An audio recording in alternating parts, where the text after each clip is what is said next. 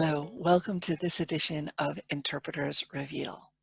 Here today I'm going to share with you just a very brief look at Interactio, one of the big four interpreting platforms for remote simultaneous interpreting. Before we get started, there are a few things you need to know.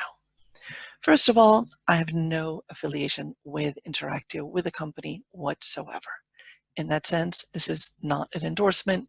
It's just a very quick look at some of the functions of the interpreting platform, the Interpreter's Console specifically. Secondly, I will be alone for the purposes of this demo, so I can't really show you in a deep dive how the handover function works. I'll talk about it very briefly. The idea is just to give you access so that you can see what this platform looks like and a little bit about how it works. The third thing, of course, is if you're going to be working on any RSI platform, including Interactio, you do need to be sure you're up to date in your skills, in your equipment, and your understanding of how that platform works. And that means getting trained on the specific platform. This video by no means is intended to substitute for that additional training. Let's look at some of the key features here on Interactio. First of all, if the conference were live, we would be able to see the streaming of the video here. The platform does give us the possibility to look at two different streams, if available, and to switch back and forth between them.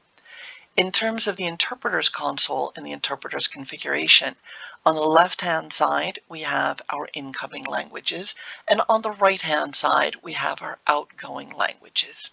We do need to select, before we get started, our audio device. Once we've selected our audio device, we can now listen to the floor by pressing the floor. I can listen to my interpreting partner, who is not currently online. And I am now live interpreting onto the Spanish channel. If I need to change channels, I simply select the other channel, and I will be switched onto that other channel. As we can see, I am on the English channel. It does say self.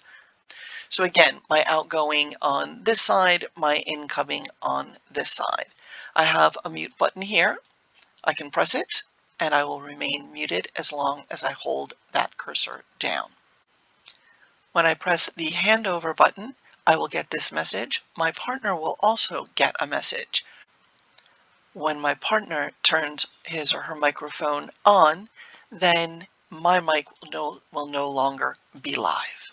Only one interpreter's microphone per channel can be live at a given time on Interactio, so there's no chance of stepping on each other. Now, to be able to hear my interpreting partner, I will need to select the channel that my partner is interpreting into. In this case, for example, if my partner is interpreting into Spanish and the floor is in English, I can select both of these languages to be able to hear both the floor or the speaker and my partner at the same time. I do not, at this time on Interactio, have the ability to regulate the different volumes. As we can see, we have our speaker. If we want to see the full screen, we can do this. This is, in this case, a WebEx feed. We can see at the bottom the WebEx controls. However, when we move to the full screen view, we are no longer able to see our interpreter console.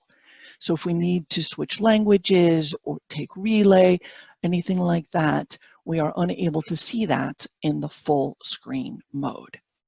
As we can see in the upper right-hand side, we have a chat function. In this case, it's currently set for one person, one message rather, from tech support. I have configured previously my headphone on this side, what I am listening to, and my microphone here using this functionality. If I need to refresh, I will need to reset that here on Interactio. So very briefly, this is what the console looks like, and this is how the functionality works.